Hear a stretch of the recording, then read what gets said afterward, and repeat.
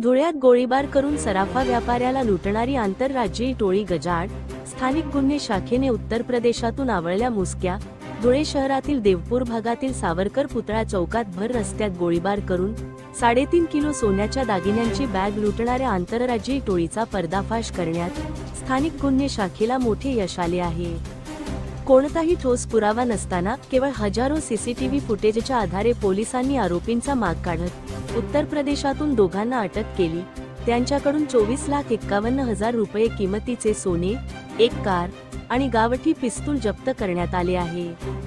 जुलै 23 रोजी रात्री सराफा व्यावसायिक विनय जैन बसमधून उतरताच मोटरसायकलवरून आलेल्या तिघांनी त्यांच्यावर गोळीबार करून दागिन्यांची बॅग हिसकावून नेली होती।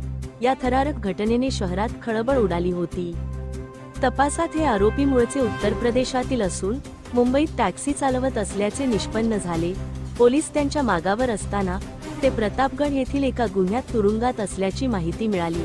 त्यानुसार स्थानिक गुन्हे शाखेने कायदेशीर प्रक्रिया पूर्ण करून मोहम्मद शहरे यारखान आणि दिलशान शेख यांना धुळ्यात आणून अटक केली। चौकशीत त्यांनी गुन्ह्याची कबुली दिली असून टोळीतील इतर सदस्यांचा शोध सुरू आहे। ही यशस्वी कारवाई पोलीस अधीक्षक श्रीकांत धिवरे यांच्या मार्गदर्शनाखाली पोलीस निरीक्षक श्रीराम पवार व त्यांच्या पथकाने केली। धुळे क्राईम न्यूज साठी अब्दुल रहमान मलिक, धुळे। दिनांक 23 जुलै 2025 संध्याकाळी 8 वाजेच्या सुमारास सावरकर पुतळा चौक, देवपूर, धुळे येथे एक दरोड्याचा प्रकार घडलेला होता। त्यामध्ये 3 इसम मोटरसायकलवर येऊन त्यांनी हवेत फायर केला व सराफा व्यापारी यांच्याकडनं त्यांनी त्यांची काळी बॅग, ज्यामध्ये अंदाजे 3500 ग्रॅमचे सोन्याचे दागिने होते, असे त्यांनी लुटून फरार झालेले होते। त्या अनुषंगाने देवपूर पोलीस स्टेशन येथे गुन्हा दाखल होता।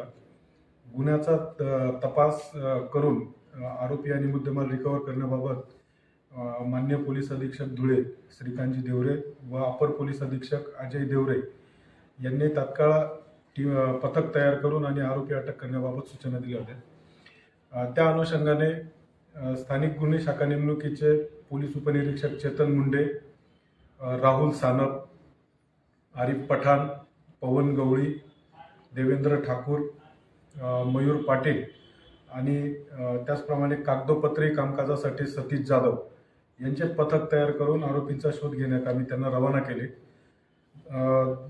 हजारो सीसीटीव्ही फुटेज चेक करून आणि त्याच्यातनं आरोपींनी वापरलेले गाडी, त्यानंतर त्यांचे चेहरे निष्पन्न करण्याचा प्रयत्न करत असताना सदर आरोपी हे मुंबईच्या दिशेने पळाल्याची गोपनीय माहिती मिळाली होती। त्या ठिकाणी टीम रवाना केल्यानंतर 2 आरोपींची नावं आम्हाला समजली होती, परंतु त्या आरोपींना एका मर्डरच्या केसमध्ये उत्तर प्रदेश पोलीस प्रतापगड येथे त्यांना जिल्हा प्रतापगड येथे घेऊन गेल्याची माहिती मिळाली।